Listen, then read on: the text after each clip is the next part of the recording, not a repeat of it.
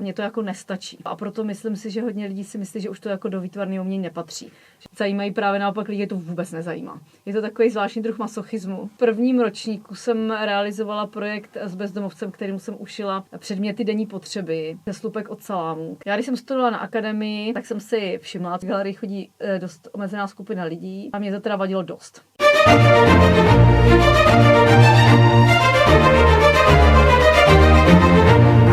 V dnešním díle podcastu tady vítám paní Kateřinu Šedou, umělkyni brněnskou, a já asi nechám na vás, abyste se představila, jak byste popsala svoji tvorbu, nebo vlastně sama sebe a svoji tvorbu.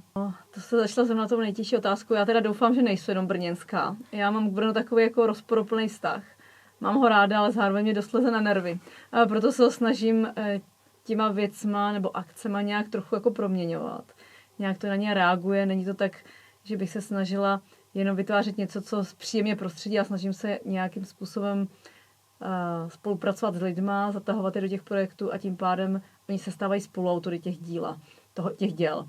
Ta moje práce se dá těžko jakoby pro spoustu lidí definovat. Oni moc jako nerozumí tomu, co vlastně vytváří, mají pocit, že to není výtvarné umění, že je to spíš nějaká sociologie nebo nějaký typ sociální architektury.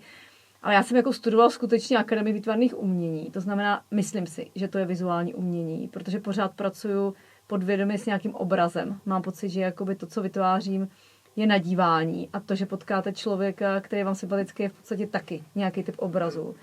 Takže kdybych to měla nějak jednoduše shrnout, tak se snažím vlastně prostřednictvím nějakých velkoformátových akcí zapojovat nějakou širší veřejnost do projektu, který vymyslím. A tím, že se oni stávají účastníky, tak já zároveň nějak měním i jejich vlastní chování. Tak rovnou můžeme si uvést nějakou konkrétní akci. Co já vím, jedna z vašich prvních, kdy jste dělala se svojí babičkou rozhovory a za tu práci nebo za ten projekt jste dostala i cenu Jindřicha Chalupeckého. Tak jestli můžete třeba tohle nějak popsat, jak to souvisí s uměním a co to vlastně bylo za projekt? Tak ono to úplně nebyly rozhovory. My jsme s babičkou dělali projekt, který se jmenuje Je to jedno, který reagoval na nějakou její dlouhodobější rezignaci. Ona se pár let po odchodu do důchodu rozhodla, že je dobře, že už nemusí nic dělat. A vlastně veškerý svůj čas trávila se psem v posteli. A vlastně došlo to tak daleko, že s náma přestala i komunikovat. My bydlíme v jednom domě, takže na většinu našich otázek nám začala odpovídat Je to jedno, jestli má na něco chuť, nebo co bude dneska dělat a tak dál. No a já jsem delší dobu přemýšlela, jakým způsobem ji vytáhnout z téhle letargie. A nebyla jsem v tom moc úspěšná. Těch aktivit jsem realizovala několik, žádná z nich vlastně babičku příliš nemotivovala. A potom jsem jednou se kvůli něčemu do školy ptala mě otce, jak vypadá jeden nástroj. A on říká, zeptej se babičky, ona pracovala 33 let v železářství. A moje babička skutečně pracovala jako vedoucí velkou obchodu se smíšeným zbožím. A když jsem se jí zeptala, tak ona mi říká, dej mi papír a tužku, a nakreslila ten nástroj ve 3 různých velikostech, včetně cen. A já jsem mi říkala, to nemusíš kreslit včetně cen a velikosti, jsme jedno, a kreslit to jednou. A ona říká, no tak to není jedno.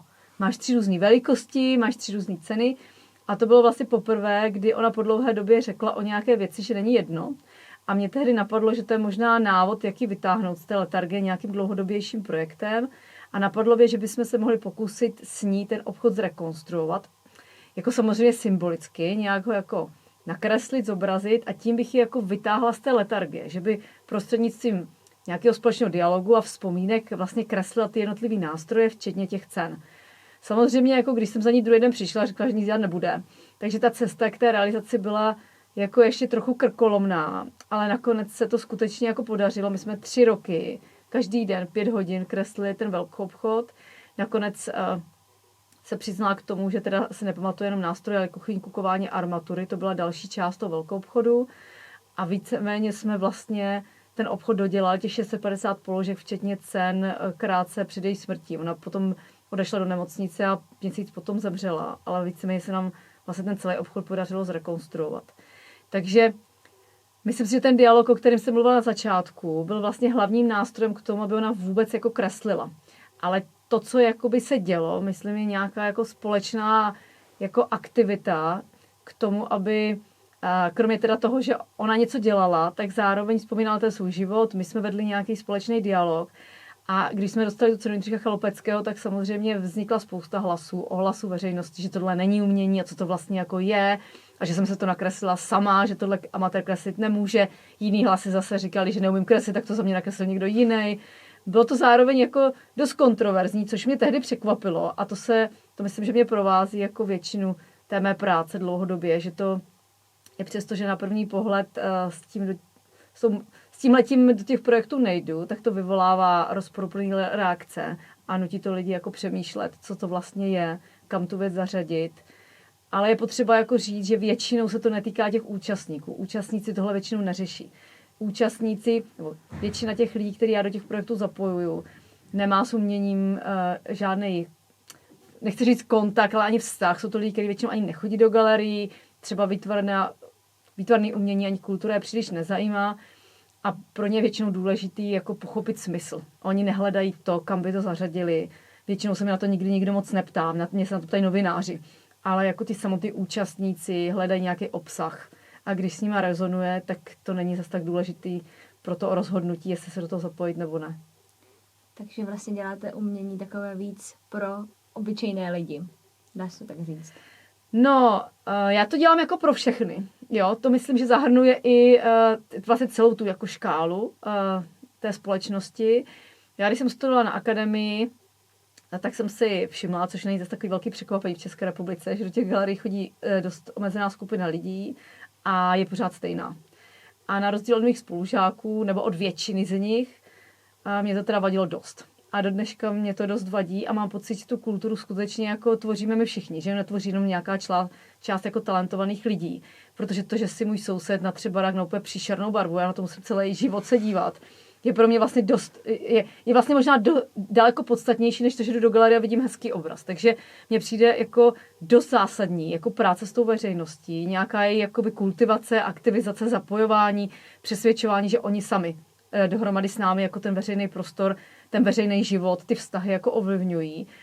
A já jsem tehdy se rozhodla, že nebudu v těch galeriích na ně čekat, že půjdu do toho terénu, už mi to nějak zůstalo. A mohla bych říct bohu dík, ale zároveň bohužel mi to dává čím dál větší smysl. Jo? Mohla bych si říct, to je super, už jsem udělala dost těch věcí, ale mám pocit paradoxně, že to je čím dál aktuálnější, to, co dělám. Místo toho, abych si řekla, to jsem už dělala před 20 rokama, tak já myslím, že to je úplně stejně aktuální projekt s babičkou, jak i přesto, že jsem ho před 20 lety dělala, tak je úplně stejně bych ho mohla dělat teď. Ty věci víceméně nestárnou. No a teda, jak jste říkala, jste studovala na akademii, tak který byl ten průlomový projekt, kterým jste si odstartovala tady tu neobyčejnou uměleckou dráhu? Nebo to už jako od začátku jste tam šla s tím, že víte, že takhle tak to chcete dělat? No to asi úplně ne, ale je pravda, že už jako od prvního ročníku jsem dělala dost jako rozdílný práce než moji spolužáci, protože já jsem studovala na grafice u Vladimíra Kokoly, takže se předpokládalo, že tam budeme vytvářet obrazy, grafiky, kresby, což já jsem samozřejmě taky vytvářela, ale jako když jsme kreslili postavu podle modelu, tak já jsem si ideálně představovala, že teda vystoupím, povedu s ním rozhovor.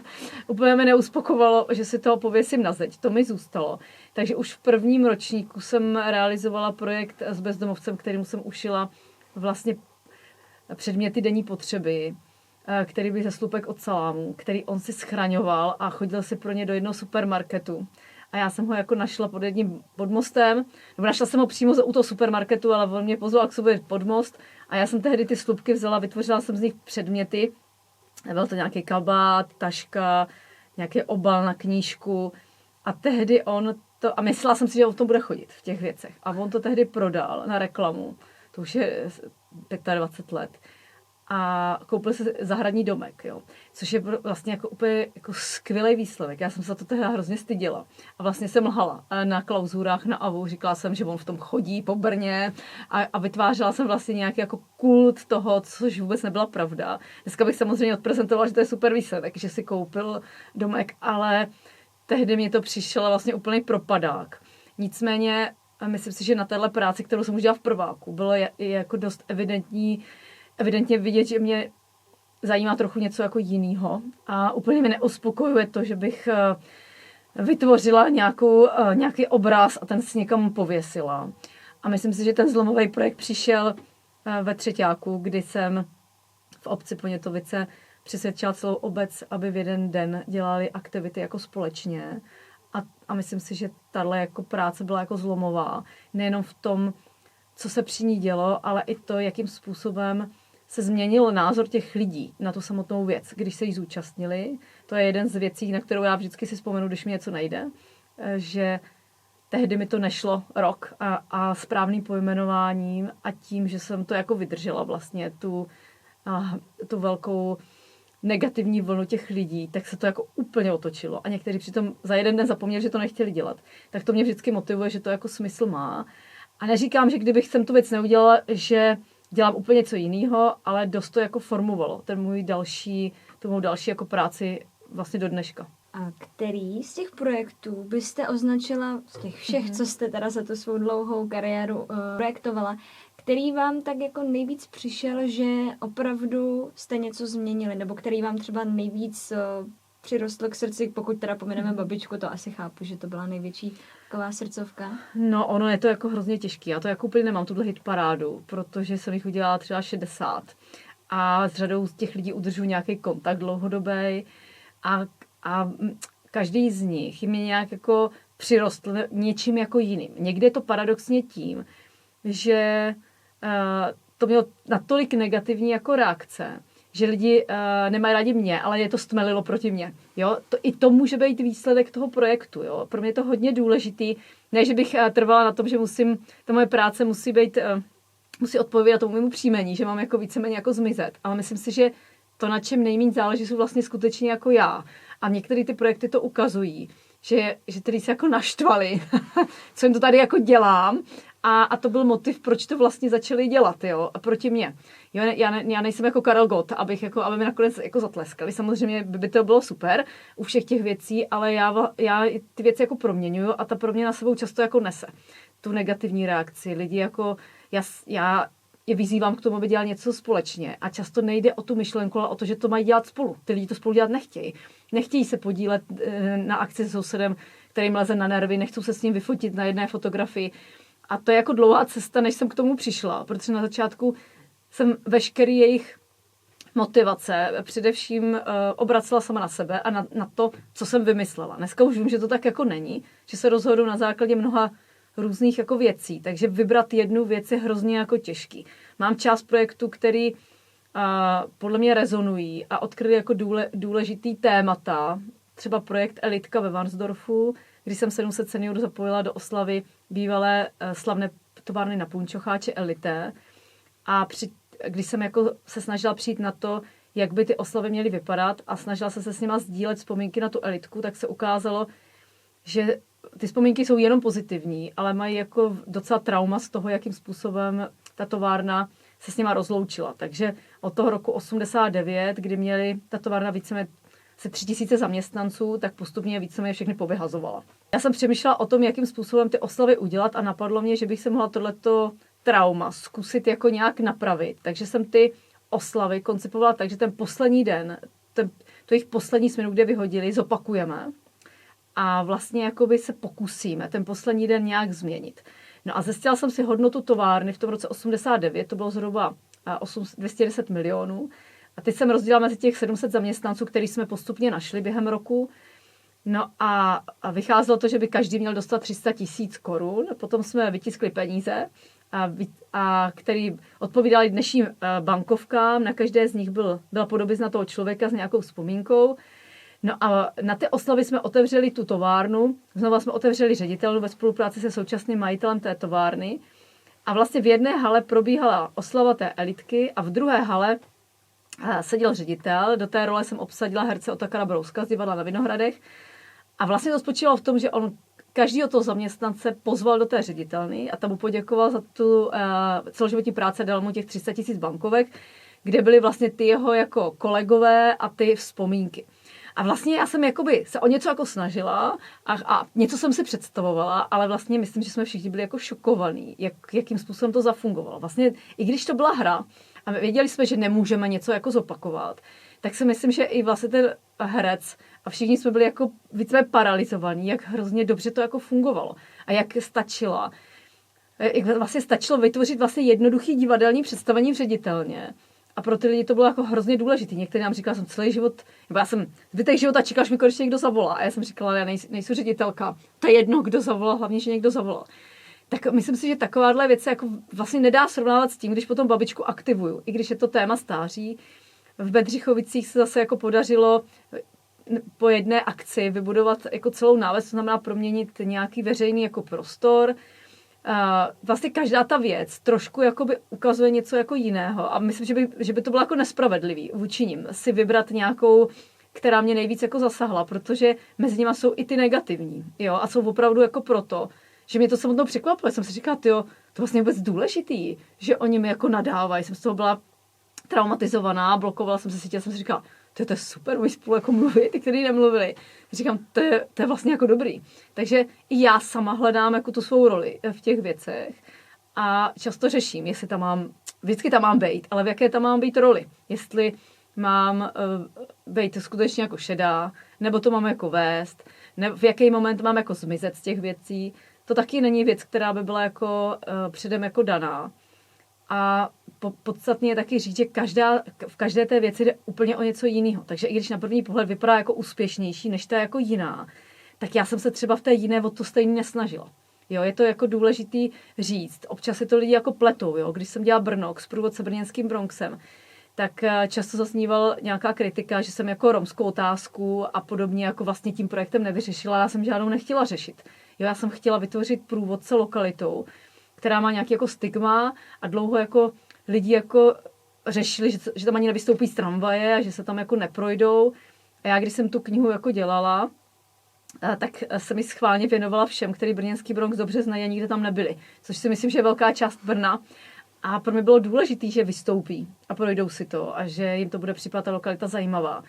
A že vlastně budou mít chuť se s lidmi, kteří tam jako žijou, potkávat. Jo, já jsem měla úplně jiný ambice a v rámci nich to bylo jako extrémně úspěšný. Ale samozřejmě v rámci jiných to bylo naprosto neúspěšný. Ale to nebyl můj cíl. To je vždycky jako potřeba, že lidi hrozně tyhle věci jako motají a zaměňují. A nejenom mě, ale myslím si, že jiní lidi konfrontují s něčím, co nebylo jako cílem těch věcí. Takže já jako nejsem schopná vždycky v jedné jediné věci vyřešit tisíce otázek. Ale o co mi jde, tak většinou se nakonec podaří. Ne proto, že by to bylo tak skvělý, ale protože já to dělám tak dlouho, dokud se to nepodaří. A někdy je to jako několik let. No.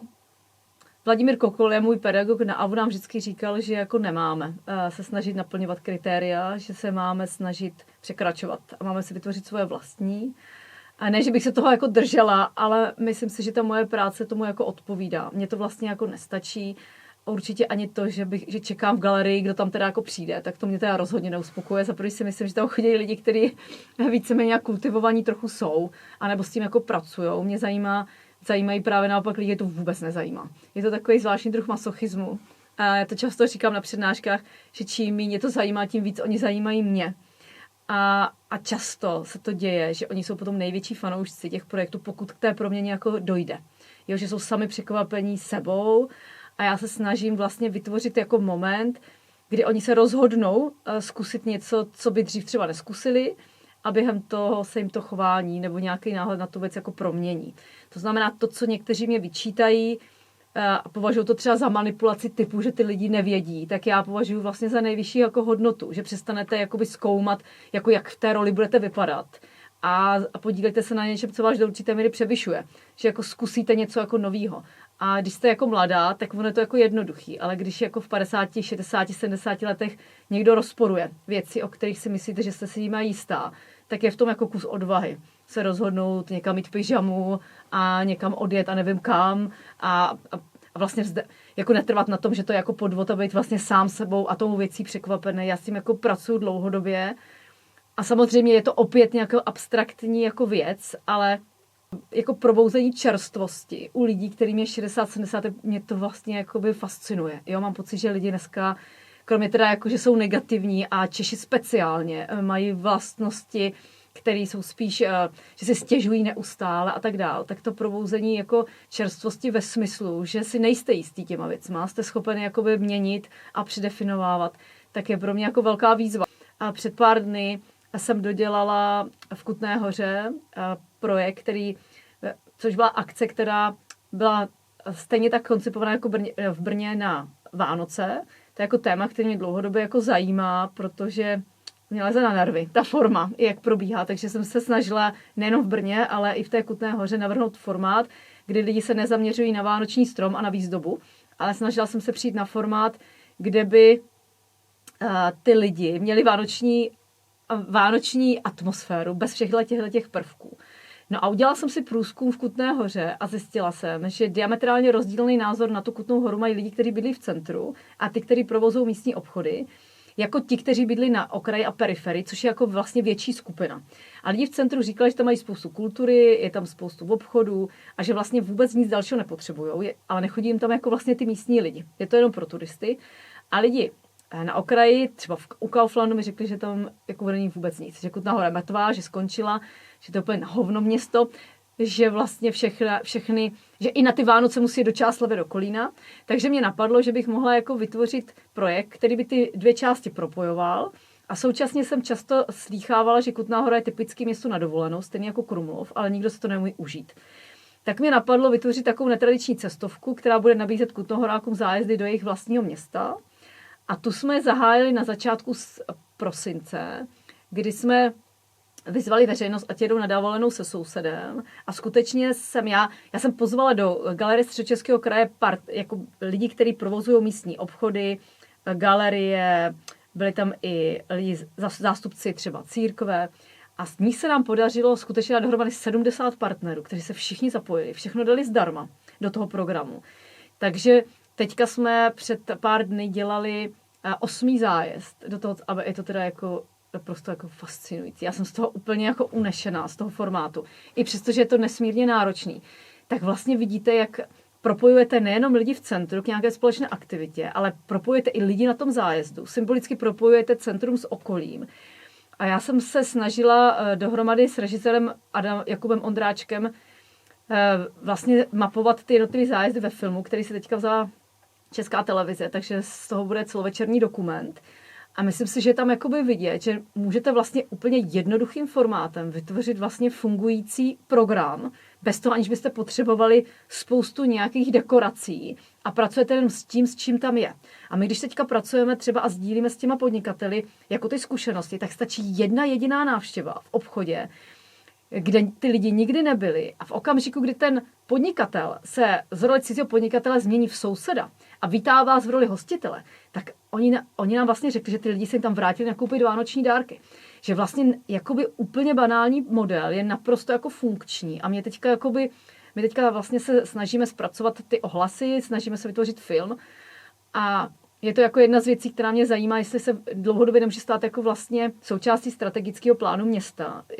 Myslím, že to je jako formát, který může fungovat jako dlouhodobě. Zní to naprosto neskutečně a každý ten projekt by si určitě zasloužil promluvit tady o tom minimálně aspoň tu hodinku.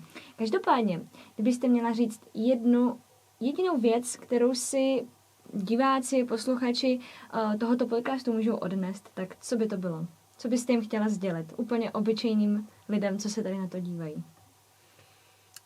No to je těžká otázka, protože myslím, že když se obecně člověk zeptá na něco takového, tak lidi mluví hodně abstraktně. Tak já bych jim poradila, ať zazvoní u souseda, pozvou na kafe. To je krásné. Tak já vám moc děkuju. Děkuji za pozvání.